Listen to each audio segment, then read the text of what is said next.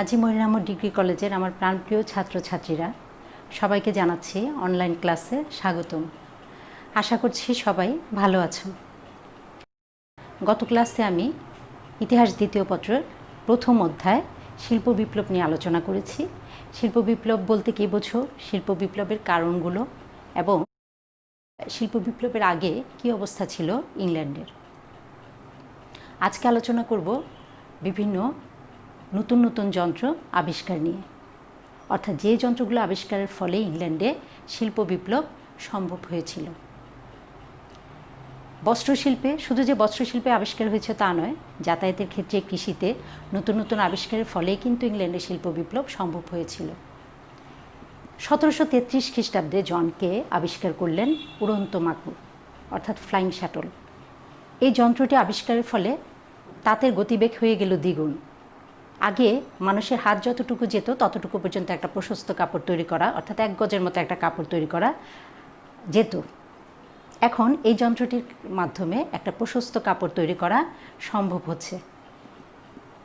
1733 খ্রিস্টাব্দে জনকে আবিষ্কার করলেন উড়ন্ত মাকু। তোমরা দেখো সেই যন্ত্রটি কীরকম ছিল সেই সময়, দেখতে পাচ্ছ সেই যন্ত্রটি। এরপরে আবিষ্কার করা হলো 1764 খ্রিস্টাব্দে। 1764 খ্রিস্টাব্দে আবিষ্কৃত হলো হারগ্রিভস তার স্ত্রী জেনির নামানুসারে স্পিনিং জেনি আবিষ্কার করলেন।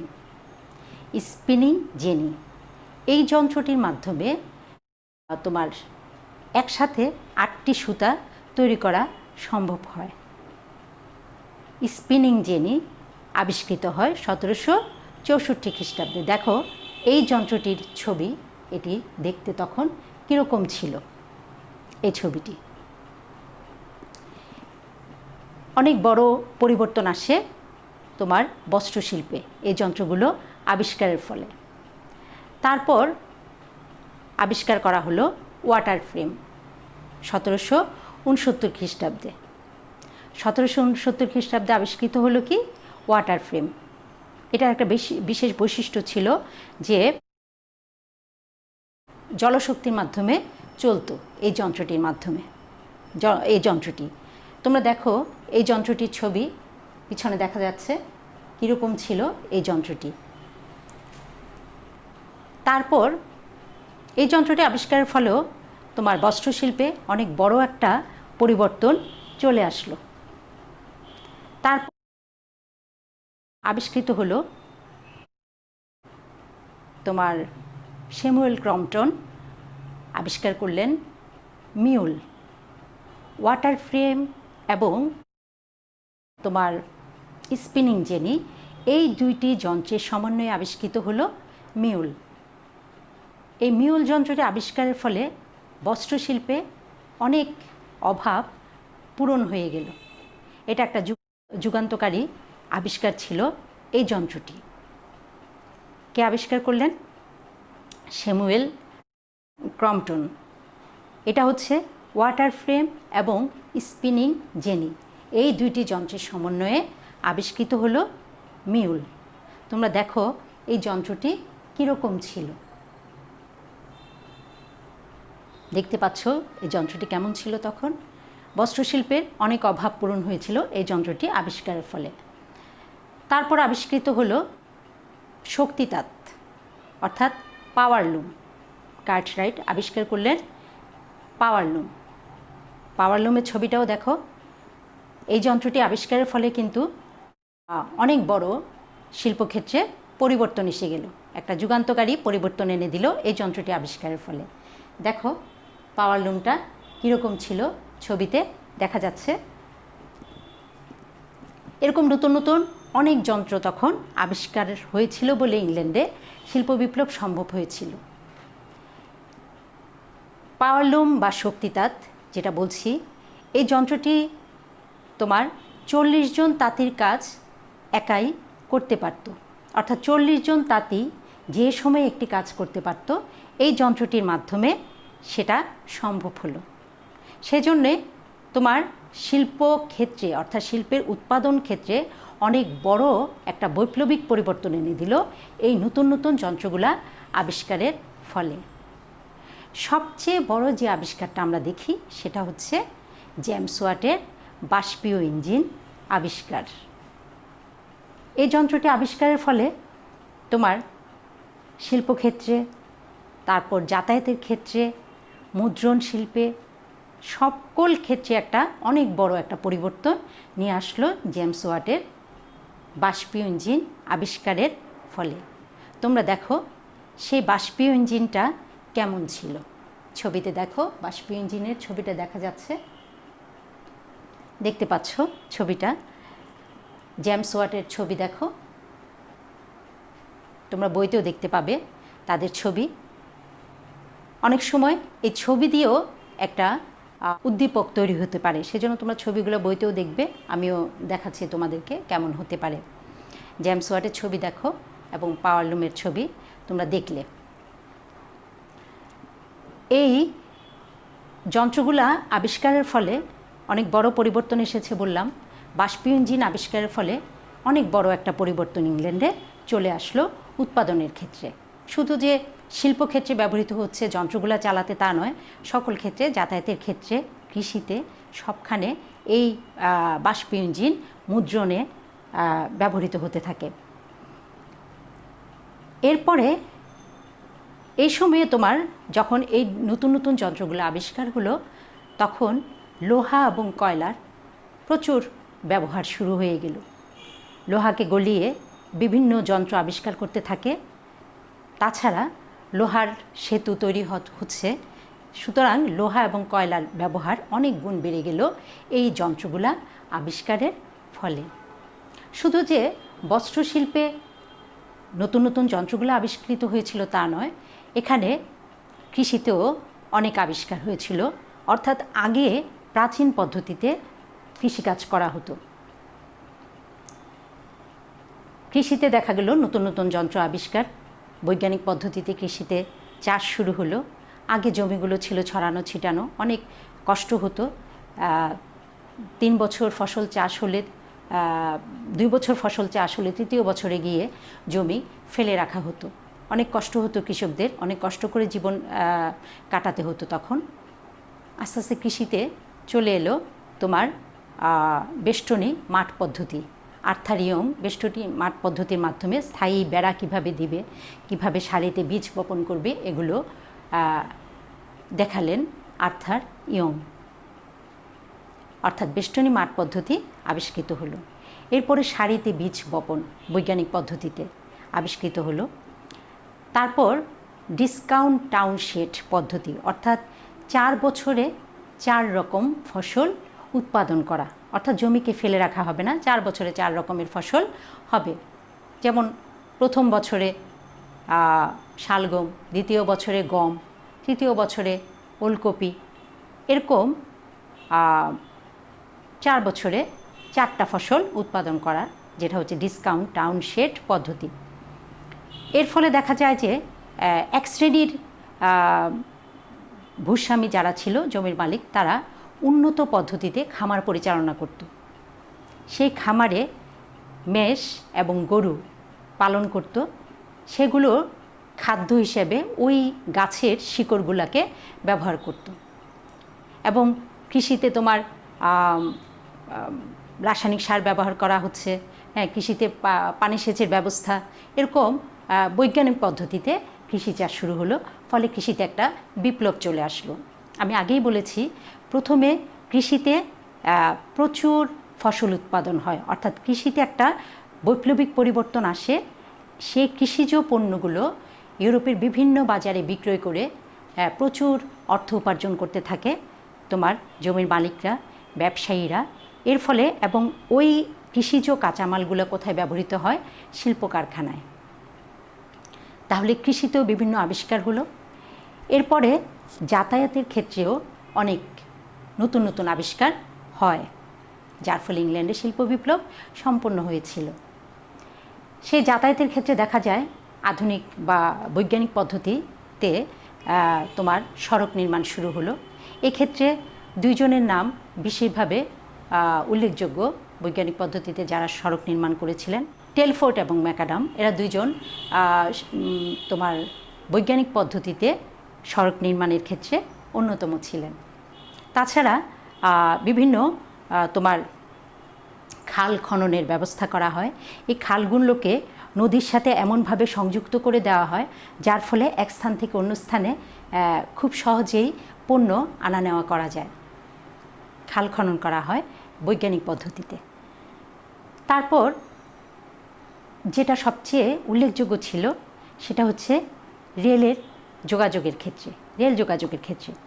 অষ্টাদশ শতাব্দীর শুরুর দিকে ইংল্যান্ডে রেল যোগাযোগ ছিল খুবই সীমিত, রেলপথ ছিল সীমিত। যে সমস্ত রেলপথগুলো ছিল সেগুলি ছিল কাঠের নির্মিত। এই কাঠের নির্মিত রেলগাড়িগুলো, রেলপথ কাঠের ছিল, সেগুলো কারা চালাতো? মানুষ এবং ঘোড়া অষ্টাদশ শতাব্দীর শুরুর দিকে রেলগাড়ি চালাতো এবং সেটার ব্যবহার ছিল খুব সীমিত আকারে। তারপর অষ্টাদশ শতাব্দীর দ্বিতীয়ার্ধে গিয়ে এই যে বাষ্পীয় ইঞ্জিন আবিষ্কার হয়েছে, বাষ্পীয় ইঞ্জিনকে কাজে লাগানো হয়। তখন লোহার রেলপথ শুরু হয়। বাষ্পীয় ইঞ্জিন আবিষ্কার করেছিলেন কে? James Watt. বাষ্পীয় রেল ইঞ্জিন আবিষ্কার করেন, অর্থাৎ চলমান ইঞ্জিন আবিষ্কার করেন জর্জ স্টিফেনসন। একটা আবিষ্কার করলেন রেল ইঞ্জিন। প্রথমে সেটা হচ্ছে পাফিং বিলি। জর্জ স্টিফেনসনের ছবিটা তোমরা দেখো কেমন ছিলেন তিনি। এই জর্জ স্টিফেনসন প্রথমে আবিষ্কার করে ফেললেন বাষ্পীয় রেল ইঞ্জিন। যেটা তিনি প্রথম আবিষ্কার করেছিলেন সেটা হচ্ছে পাফিং বিলি। খুব একটা সফল হয় নাই সেই ইঞ্জিনটি। পরবর্তীতে তিনি আরেকটি ইঞ্জিন আবিষ্কার করলেন, যেটা হচ্ছে ইঞ্জিনের সাথে টানা গাড়ি বিশিষ্ট ছিল এবং লোহার রেলপথ, এবং সেই ইঞ্জিনটি তিনি নিজেই চালিয়ে গিয়েছিলেন। নাম হচ্ছে কি? George Stephenson. তিনি যন্ত্রটি আবিষ্কার করেছিলেন এবং সেটা নিজে চালিয়ে যান তোমার ম্যানচেস্টার থেকে লিভারপুল পর্যন্ত। এই যন্ত্রটি অনেক বড় একটা পরিবর্তন এনে দিল রেল যোগাযোগের ক্ষেত্রে। এই যন্ত্রটির গতিবেগ হচ্ছে ঘন্টায় 30 মাইল। তাহলে বাষ্পীয় রেল ইঞ্জিন আবিষ্কার করেছিলেন কে? George Stephenson. এই ইঞ্জিনটি অর্থাৎ রেল ইঞ্জিনটি কেমন ছিল তোমরা দেখো। তোমরা দেখবে একটা সময়ে ট্রেন চলতো কীভাবে? বাষ্পীয় ইঞ্জিনের মাধ্যমে। অর্থাৎ ট্রেনের উপরে তোমরা দেখবা ধোঁয়া, অর্থাৎ বিভিন্ন ছবিতে দেখা যায় বিভিন্ন ধোঁয়া উঠছে, সেগুলো হচ্ছে বাষ্পীয় ইঞ্জিন। একটা সময়ে স্টিমার, লঞ্চ এগুলি চলতো কীভাবে? বাষ্পীয় ইঞ্জিনের মধ্য দিয়ে। হ্যাঁ, কয়লার মাধ্যমে যে বাষ্প সেটার মধ্য দিয়ে এই ইঞ্জিনগুলো চলতো। স্টিমার দেখেছো, ভো ভো করে শব্দ হতো এবং কালো ধোঁয়া বের হতো। হ্যাঁ, সেই ক্ষেত্রে অনেকটা পরিবর্তন এনে দিল এই যন্ত্রগুলা আবিষ্কারের ফলে। অর্থাৎ শুধুমাত্র যে বস্ত্রশিল্পে নতুন নতুন যন্ত্র আবিষ্কার হয়েছে তা নয়, এখানে কৃষিতে আধুনিক পদ্ধতিতে, বৈজ্ঞানিক পদ্ধতিতে চাষাবাদের ফলে অনেক পরিবর্তন আসে, অনেক কৃষিজ পণ্য উৎপাদন হতে থাকে। তারপর রেলের ক্ষেত্রে খুব বড় একটা পরিবর্তন এনে দিল, সেটা হচ্ছে বাষ্পীয় রেল ইঞ্জিন আবিষ্কার।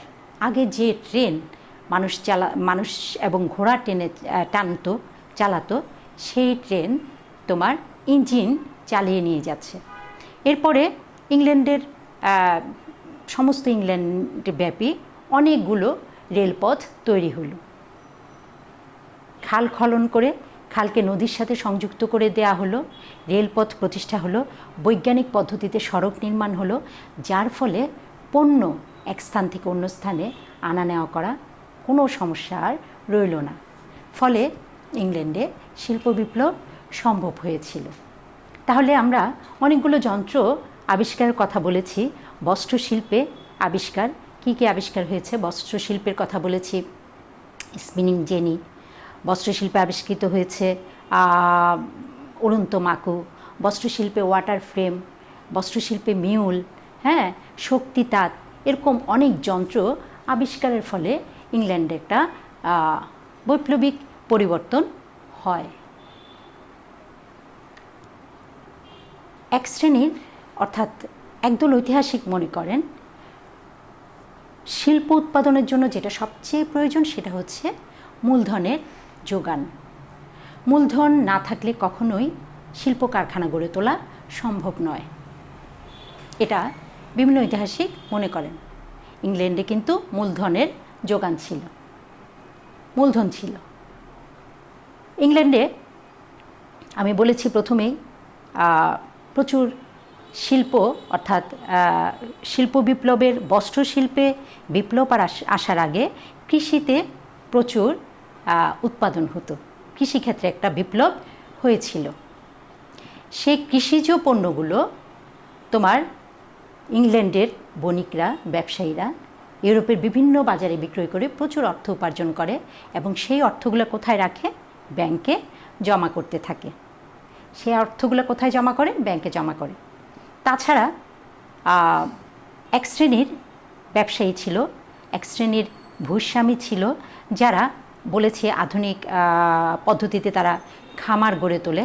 সেই খামারে মেষ এবং গরু পাললে সেগুলোর মাংস এবং ভেড়ার পশম বিক্রয় করে ইউরোপের বাজারে বিক্রয় করে প্রচুর অর্থ তারা উপার্জন করে, যে অর্থগুলো তারা ব্যাংকে রেখেছিল এবং মুনাফা অর্জন করেছিল।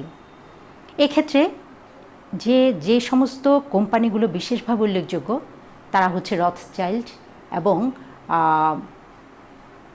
বেয়ারিং। এই কোম্পানিগুলো সবচেয়ে বেশি উল্লেখযোগ্য ছিল অর্থ ব্যাংকে জমা রাখার ক্ষেত্রে। সুতরাং এক্ষেত্রে বলা যায়, ঐতিহাসিকরা বলেছেন যে মূলধন না থাকলে কখনোই শিল্প উৎপাদন সম্ভব হতো না, অর্থাৎ শিল্প বিপ্লবও কখনো সম্ভব হতো না, শিল্প কারখানা গড়ে তোলা সম্ভব হতো না। তাহলে হয়েছিল, মূলধনও ছিল ইংল্যান্ডে। তারপর আবার ঐতিহাসিকরা মনে করেন যে প্রচুর শ্রমিক না থাকলে কখনোই শিল্প কারখানা পরিচালনা করা সম্ভব হতো না। শিল্প কারখানা পরিচালনা করার জন্য কিসের প্রয়োজন? শ্রমিকের প্রয়োজন। ইংল্যান্ডে শ্রমিকের অভাব হয়নি। যখন একটা সময়ে ইংল্যান্ডে প্রাচীন পদ্ধতিতে কৃষি চাষ করা হতো, বলেছি কৃষি প্রধান দেশ ছিল, ৮০% লোকই গ্রামে বাস করত। আস্তে আস্তে সেখানে বৈজ্ঞানিক পদ্ধতিতে চাষাবাদ শুরু হয়। ৭% হারে ওই সময়ে জনসংখ্যা বাড়তে থাকে। যখন বৈজ্ঞানিক পদ্ধতিতে চাষাবাদ শুরু হয় প্রচুর শ্রমিক বেকার হয়ে যায়। বিশেষ করে বেষ্টনী মাঠ পদ্ধতির ফলে অনেক কৃষক বেকার হয়। তারা কোথায় চলে আসে? শহরে চলে আসে। সস্তা মজুরিতে তারা তাদের শ্রম শিল্প কারখানায় দিতে থাকে। স্বল্প মজুরিতে তারা শিল্প কারখানায় তাদের শ্রম দিতে পেরেছিল কখন? যখন তারা স্বল্প মূল্যে খাদ্যটা পেয়েছিল। অর্থাৎ তখন ইংল্যান্ডে প্রচুর ফসল উৎপাদন হচ্ছে।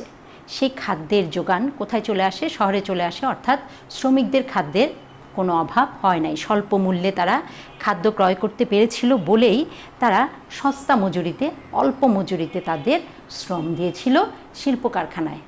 শ্রমিকের কোনো অভাব ইংল্যান্ডে ছিল না। তাহলে আমরা দেখি যে ইংল্যান্ডেই প্রথম শিল্প বিপ্লব হয়েছিল। কেন? ইংল্যান্ডে তোমার নতুন নতুন যন্ত্র আবিষ্কৃত হয়েছিল। ইংল্যান্ডে কৃষিতে বিপ্লব এসেছিল, অর্থাৎ কৃষিক্ষেত্রে প্রচুর উৎপাদন হয়েছিল।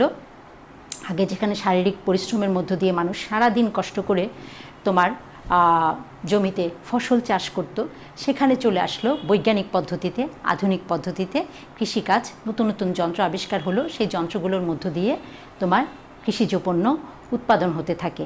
সেই কৃষিজ পণ্যগুলো ইউরোপের বাজারে বিক্রয় করে প্রচুর অর্থ উপার্জন করে। তাছাড়া তোমার নিজেদের চাহিদা মিটিয়ে সেই কৃষিজ পণ্যগুলা কোথায় চলে আসে? শিল্প কারখানায় ব্যবহৃত হতে থাকে। ইংল্যান্ডে প্রচুর কয়লা, লোহার খনি ছিল।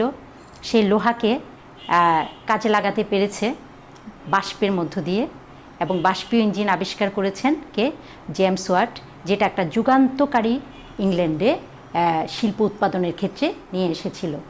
তোমাদেরকে আমি দেখিয়েছি জেমস ওয়াটের ছবি, জর্জ স্টিফেনসনের ছবি। জর্জ স্টিফেনসন কি আবিষ্কার করেছিলেন? Rail engine. একটা সময় কিন্তু পণ্য এক স্থান থেকে অন্য স্থানে নিয়ে যাওয়া যেত না। কেন নিয়ে যাওয়া যেত না? যোগাযোগ ব্যবস্থা ভালো ছিল না, সেটা সড়ক পথে, রেলপথ তো ছিলই না, সুতরাং যোগাযোগও খুব একটা ভালো ছিল না। আস্তে আস্তে সেখানে সকল ক্ষেত্রে পরিবর্তন আসে। তাদের লোহা কয়লার অফুরন্ত ভাণ্ডার ছিল, অর্থাৎ খনি ছিল।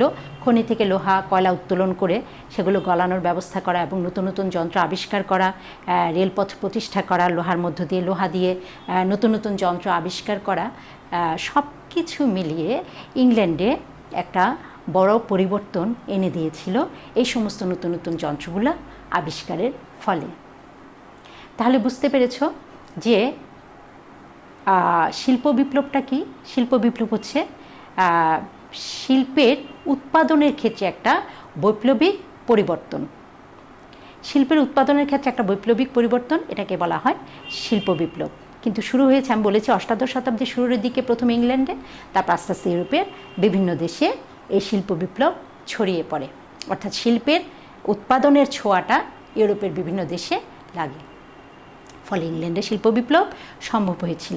ইংল্যান্ডের উপনিবেশ ছিল, যে উপনিবেশগুলোতে তারা তাদের পণ্যগুলো, উৎপাদিত পণ্যগুলো সহজেই বিক্রি করার ব্যবস্থা ছিল। আবার সেই সমস্ত উপনিবেশগুলো থেকে তাদের যে সমস্ত পণ্যগুলো প্রয়োজন সেগুলো তারা সেখান থেকে নিয়ে এসে তাদের শিল্প কারখানায় তারা ব্যবহার করতে থাকে, যার ফলে ইংল্যান্ডের নতুন নতুন আবিষ্কার, যার ফলে ইংল্যান্ডের শিল্প বিপ্লব সম্ভব হয়েছিল। তাহলে আজকে তোমাদেরকে আমি ছবিগুলো দেখালাম, যে সমস্ত যন্ত্রগুলো তখন আবিষ্কার হয়েছিল, যে সমস্ত যন্ত্রগুলো ব্যবহার করে শিল্প কারখানায় ব্যবহার করা হতো, সেই সমস্ত যন্ত্রগুলো আমি তোমাদেরকে দেখালাম। তাহলে আজকে এই পর্যন্ত থাক। সবাইকে আগামী ক্লাস দেখার আমন্ত্রণ জানিয়ে আমি আজকের ক্লাস এখানেই শেষ করছি। ধন্যবাদ সবাইকে।